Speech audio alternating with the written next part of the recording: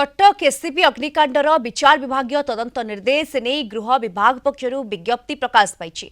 अवसर प्राप्त विचारपति लक्ष्मीधर विश्वाल को विचार विभागीय तदंत दायित्व दि घटनार तदंत कर 60 दिन मध्य तदंत रिपोर्ट दाखल करने को निर्देश रही। क्यों परिस्थिति में आईसीयू लगिला निया, मेडिकल रे अग्नि निरापत्ता व्यवस्था ठीक ठाक थिला कि घटना पछरे कहार रही दोष त्रुटि तदंत कर रिपोर्ट देवाकू गृह विभाग निर्देश रही। अधिक सूचना ए संपर्क में फोन लाइन आम सहित जोड़ी होती जोनल हेड विभूति साहू जोड़ी होती। विभूति, विचार विभागीय तदंतर निर्देश दि जाइए जहाँ वर्तमान प्रकाश पाई विज्ञप्ति।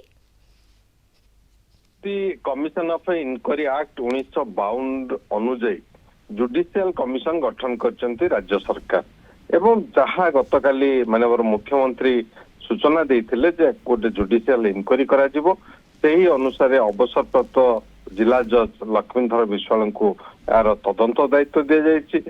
60 दिन भितर तदंत सारिकी तार रिपोर्ट राज्य सरकार को देवाई कहुई।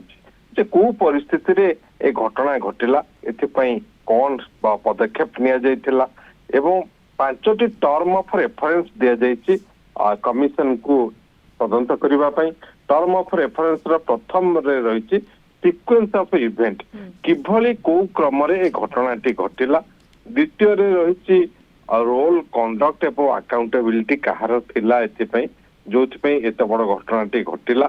एवं तृतीय टर्म ऑफ रेफरेंस रहिछि जे किभली ए घटना रे यदि आपण देखिबे जे प्रिपेयरनेस कौन हॉस्पिटल रो थिला एवं हॉस्पिटल प्रिपेयर थाई की घटनाटी घटिला कि प्रकृत में प्रस्तुति नथिला। एवं चतुर्थ टर्म ऑफ रेफरेंस रही जे ए पूर्व कौन स्टेप निया जाइथिला जो घटना घटिया पूर्व अग्निकांड पई एवं घटना घटिला परे त्वरित बेगरे कौन सब स्टेप्स निया गला से विषय रे एवं ता सहित पंचम टर्म ऑफ रेफरेंस होची भविष्य रे यार पुनरावृत्ति जेभली न घटिबो सेति पई रेकमेंडेशन सजेशंस देबे कमिशन एवं कमिशन को 5टी टर्म ऑफ रेफरेंस रे ए तदंत दायित्व दिया जाइछि एवं खूब शीघ्र आम आशा करबा तदंत आरंभ हेबो।